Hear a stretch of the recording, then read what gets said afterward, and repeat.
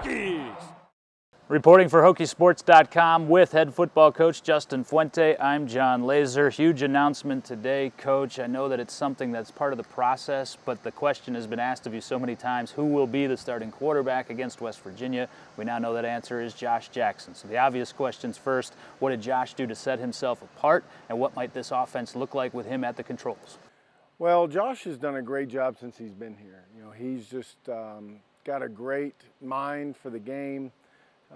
He's a good athlete, can throw the football, but I think the biggest thing has been his consistency. Just, you know, we started this thing off saying we need somebody to value the football, take care of the football. We need somebody to distribute the football where we're asking you to distribute it.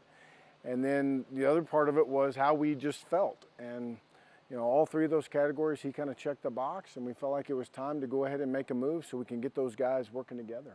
I think a lot of times we want to go to the eventuality that Josh Jackson has won the competition and that's it. But you still have talented players on this roster, including at the quarterback position. A.J. Bush, obviously, you said earlier that if the season opened today, he would be behind Josh Jackson. But might there be ways that he still sees the field, even if it's not as the starting QB? Well, I think that's certainly a possibility, and that's part of our challenge to A.J. in our meetings with him today is, you know, A.J., you know, this thing is not over.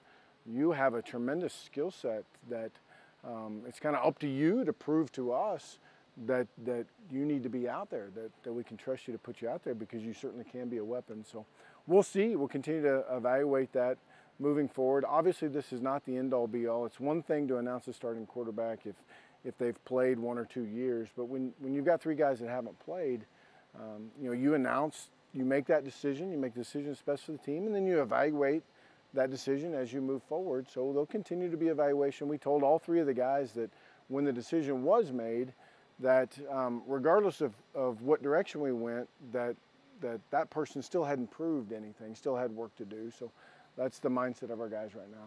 Last year, the announcement came much closer to the opener. You also had a much more experienced supporting cast around the eventual starter, Gerard Evans. This year, you're not only breaking in Josh, but plenty of guys that will contribute offensively. How did that factor into the timing of this announcement in terms of the rep distribution the rest of camp? Well, there's some element of continuing to get our guys together. You know, we've got a bunch of young players, particularly in the skill positions offensively, that need to work together.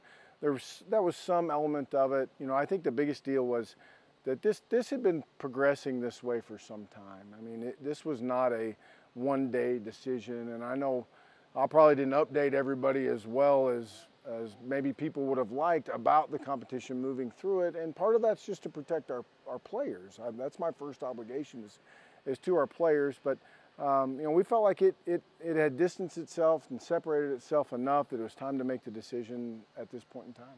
You're at your heart a quarterback and a play caller. You've, of course, given those duties to Brad Cornelson since he arrived here in Blacksburg. But is this somewhat of an alleviating feeling for you and liberating to get into it and now say, okay, this is who's going to contribute? I know you're not all the way there with the secondary cast, but at the same time, you get to start putting down on paper, this might be what we look like, this might be what we may.